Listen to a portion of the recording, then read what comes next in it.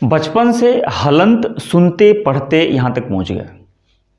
अगर मैं आपसे पूछूं कि मैं हलंत किसे कहते हैं तो जाहिर सी बात है आप भी बता देंगे और कहेंगे कि सर इसमें कौन सी बड़ी बात है, हलंत इसे कहते हैं जो द के नीचे लगा है, त के नीचे लगा है, त के नीचे लगा है, इसे हलंत कहा जाता है। लेकिन अगर मैं ये कह दूं कि आप गलत जानते हैं, उसे हलंत नहीं कहा जाता है, तो फिर कैसा लगेगा? और ये सच्चाई है, इसे हलंत नहीं कहा जाता है, इसे हलंत नहीं कहा जाता है। आज से ये गांठ बांध लीजिएगा और कहीं नोट कर लीजिएगा ताकि आपकी हिंदी कम से कम परफेक्ट हो जाए, शुद्ध हो जाए। हिंदी हमारी मातृभाषा है भाई, तो उसे तो जानना ही है।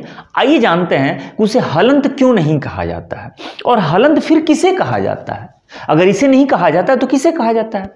देखिए, हलंत का पहले मतलब बता रहे हैं, फिर वो बताते हैं क्या कहा जाता है उसे।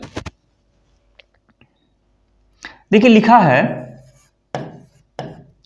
हल अंत, लिखा है ना, हल अंत। हल का मतलब होता है व्यंजन, हल का मतलब व्यंजन, और अंत का मतलब अंत में, ठीक है।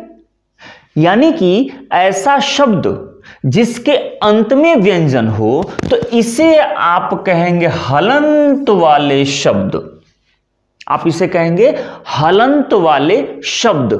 लेकिन इसको आप हलंत नहीं कहेंगे, ये हलंत वाले शब्द हैं।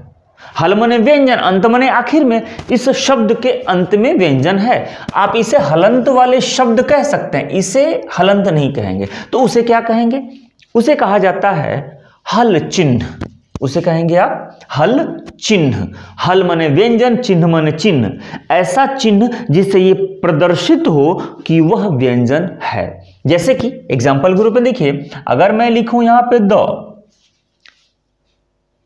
तो ये व्यंजन और व्यंजन के साथ इसमें स्वर लगा हुआ है, इसमें स्वर लगा हुआ है, इसमें अस्वर जो है छुपा हुआ है। अब आप इससे शुद्ध रूप से व्यंजन के रूप में प्रदर्शित करने के लिए आप क्या करते हैं, तो इसके नीचे थोड़ी सी डंडी झुला देते हैं आप। ये जो डंडी है ये बता रहा है कि ये शुद्ध रूप से व्यंजन है, इसमें कहीं से भी स्वर नहीं है। तो ये जो लगा ना, ये चिन्ह है, यही चिन्ह है। किसका चिन्ह है? ये व्यंजन का चिन्ह है। और व्यंजन मतलब हल, हल माने व्यंजन, तो इसे हल चिन्ह कहा जाता है। तो आज के बाद से क्लियर कर लीजिएगा कि जब भी पूछा जाए कि त के नीचे क्या लगा है तो कहिएगा हल चिन्ह लगा है। त के नीचे क्या लगा है? हल चिन्ह लगा है, हलंत नहीं लगा है, याद रखिएगा, हल चिन्ह लगा है। और ये व्यंजन, ये शब्द कैसा है? तब कहिएगा ये शब्द जो है हलंत वाले शब्द है। जैसे कि अगर कुछ शब्द लिखे हों तो कहिएगा ये हलंत वाले शब्द नहीं है, ये हलंत वाले शब्द हैं।